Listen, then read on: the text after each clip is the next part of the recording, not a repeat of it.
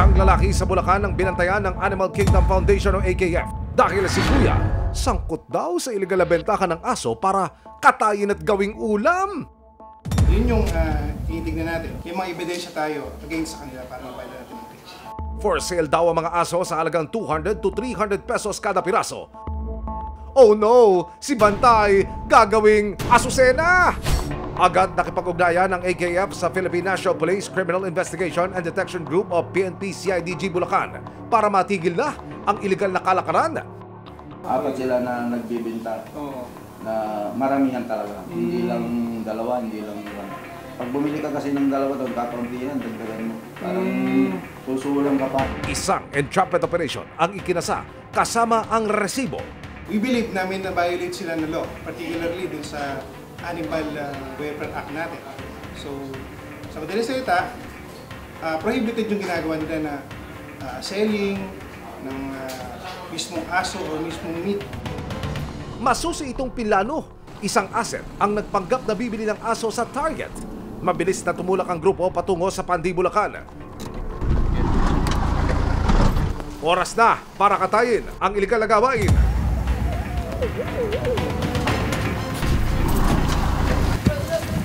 Susunod, ilang pang dog meat traders sa iba't ibang parte ng Luzon ang naamoy at sinunggaban ng mga operatiba. Kakagat kaya sila sa pain? Kakainin nandiyan yung ipin. Yan yung bula. Hindi sila nagdidiro. Saan hakantong ang gulong ito? Maibigay kaya sa mga nagre-reklamong security guards ang sahod na hinihingi nila?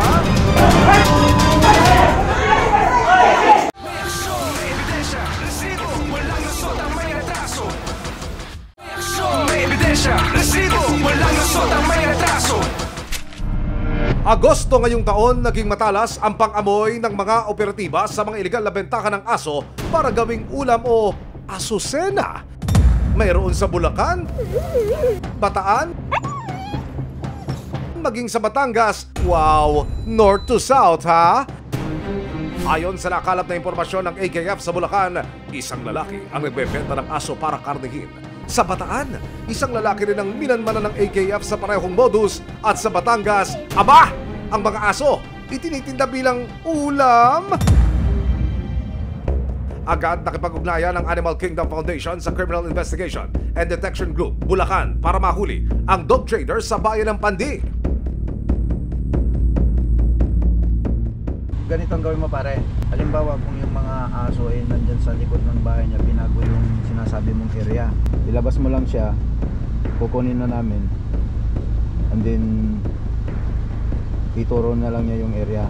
Kung hindi niya ituro, sabi mo sa mga tropa mo doon, mamaya mag-guide sa amin na ituturo lang yung kung nasan yung mga aso. Ano? Sige. Baba na kami, sir? Sa hudyat ng asset, positive! Kumagat ang suspect. Nahuli sa kanya ang 6 na aso na nakasilid sa mga sako. Agad sinakip ng AKF ang mga aso. Kinilala ang suspect na si Felix Ramos, 47 years old. Sa tabi niya, natagpuan ang 6 na aso na halos hindi na makahinga dahil sa higpit ng pagkakatali ng mga sako.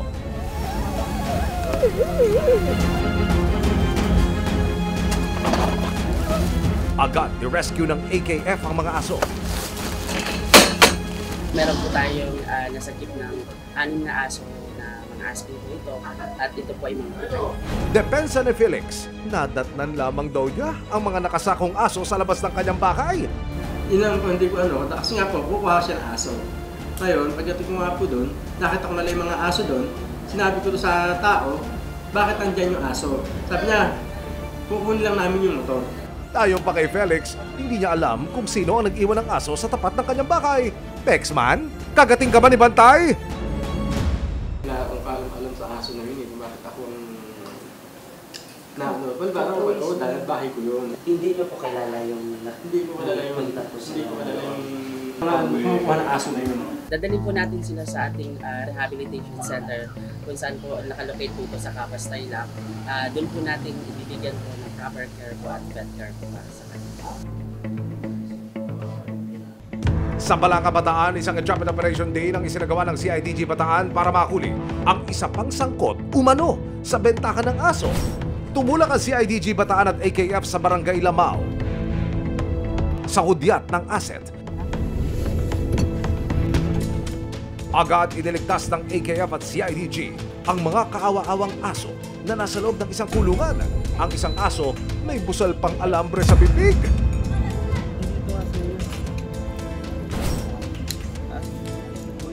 7 aso ang nailigtas mula sa suspect na si Antonio Demanya. Ngayon, ikaw ay naka-violate ng violation of 10361 Animal Welfare Act, no?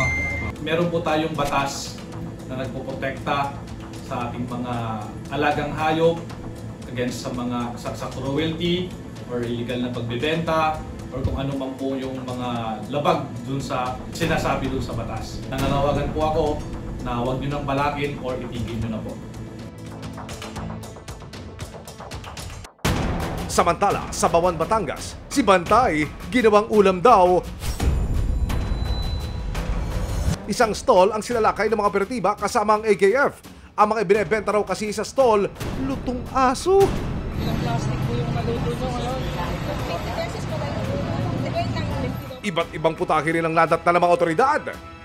Siyempre, ititinda na yan nila ng luto. Naka-styrofoam yan or naka-plastic-plastic. Usually, no, may kakatabing tindahan yan, doon na nila ibibenta. Naka-styrofoam po yan. Nakuha rin mula sa mga tindero ang 2 ulo ng aso. Naku po! Ang tapang ng sikmura nyo! Attorney, sa pag-aaral ng Animal Kingdom Foundation, meron naman hong baboy, baka, isda, manok. Bakit ito aso? Kasi mas mura ito. Mas available or easily available. Kinasuhan ng paglabag sa Animal Welfare Act ang mga nahuling nagbebenta ng aso at karne ng aso. Samantala, dinala sa shelter sa Kapas Tarlac ang mga nasagip na aso.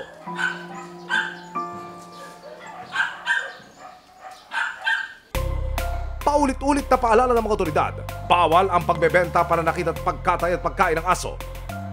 Dahil kung hindi, matitikman ninyo ang pangil ng batas.